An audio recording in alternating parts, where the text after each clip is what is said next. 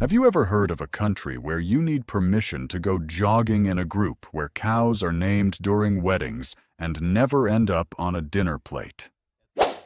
In Burundi, a party might kick off with just black beans and cornmeal, but it could end with royal drums thundering like a storm.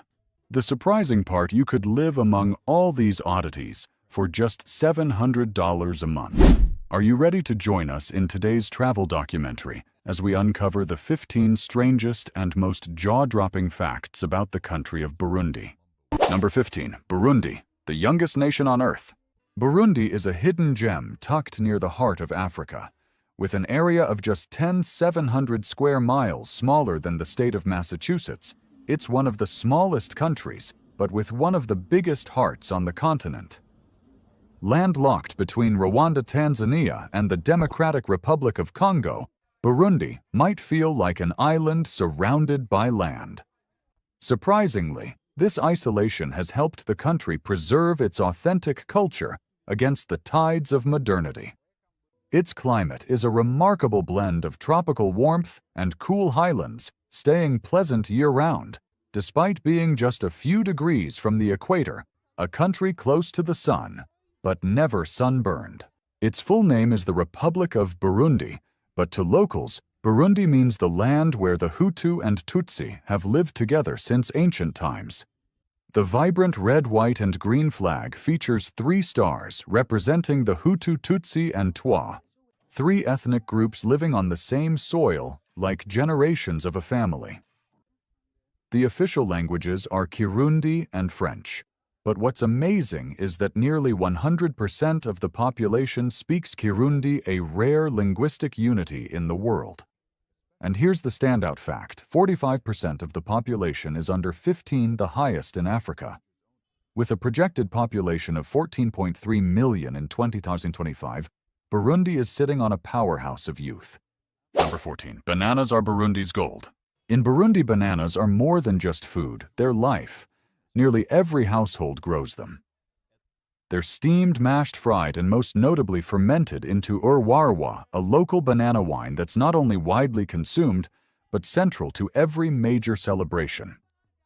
From weddings to births and peace ceremonies, urwarwa is poured into a single clay jar.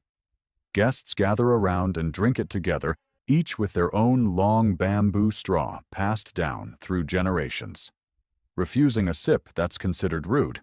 In places like Gitega and Bujumbura, outdoor markets glow golden with bananas piled high on wooden stalls, wheelbarrows, and even laid out like sacred offerings on burlap sacks.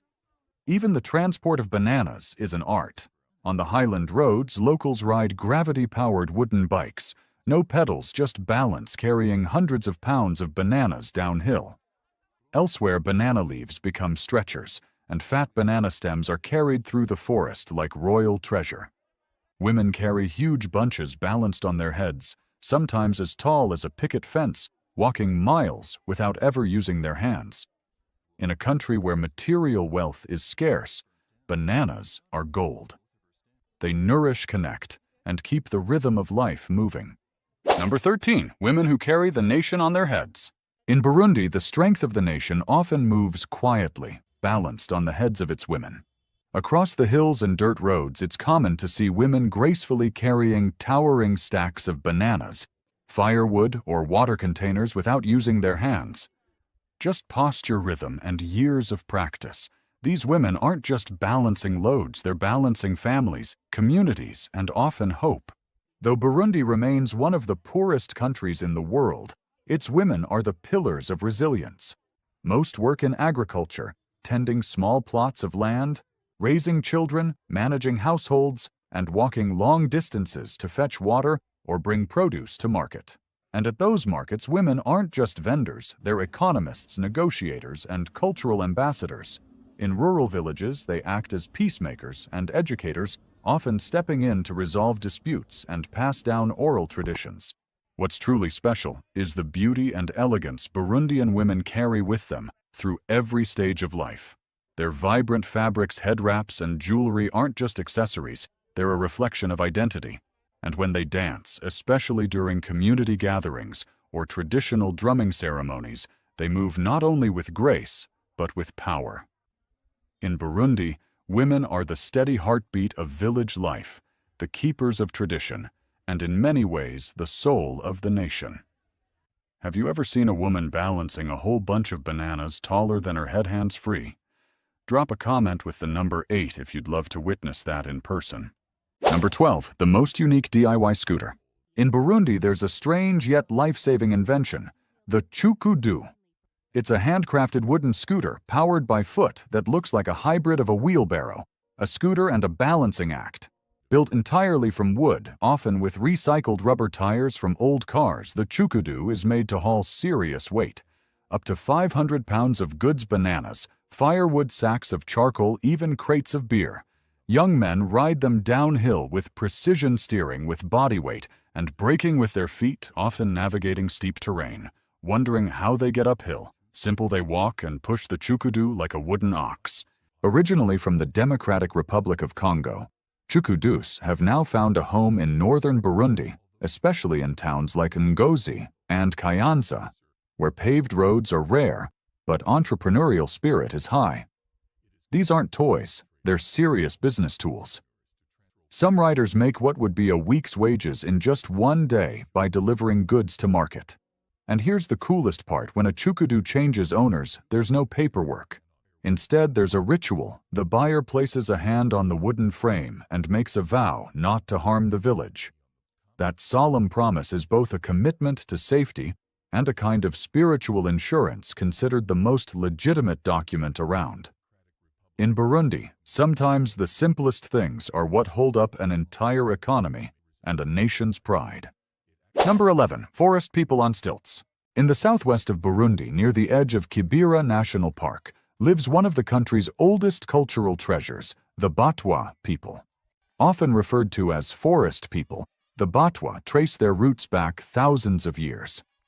Traditionally, the Batwa were semi-nomadic and are well known for their deep ecological knowledge. They've long been skilled trackers, herbalists, and master potters.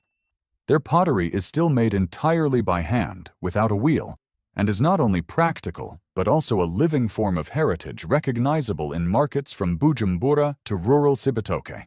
Today, many Batwa communities have settled near towns like Bukinanyana and Musigati, where they continue to preserve their identity through oral storytelling, traditional dance, and music. One of their most striking cultural expressions is the stilt dance, a vibrant ceremonial performance where dancers rise high above the crowd on handmade stilts, moving with grace and precision to the rhythm of hand drums.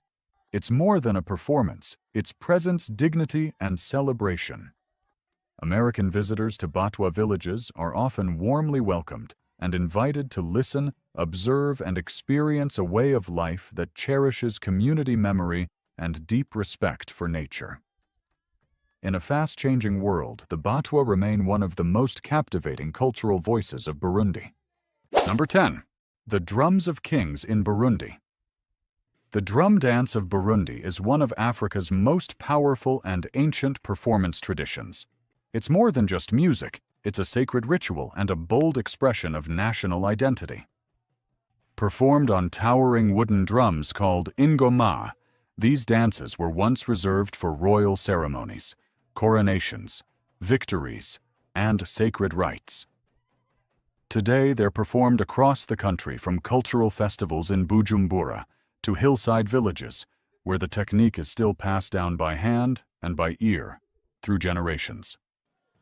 Each dancer carries their own drum, either tied around their waist or played upright, all while dancing, stomping, and spinning with stunning precision.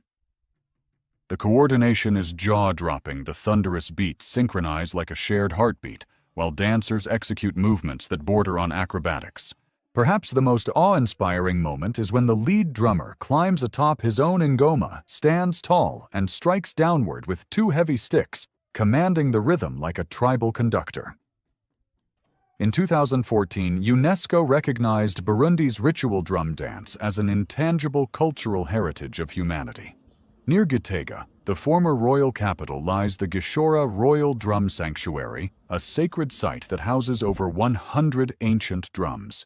These are not just instruments, they are spiritual vessels, Only descendants of royal drummers are allowed into the inner courtyard to perform the legendary drums of kings, once used to summon the monarch himself.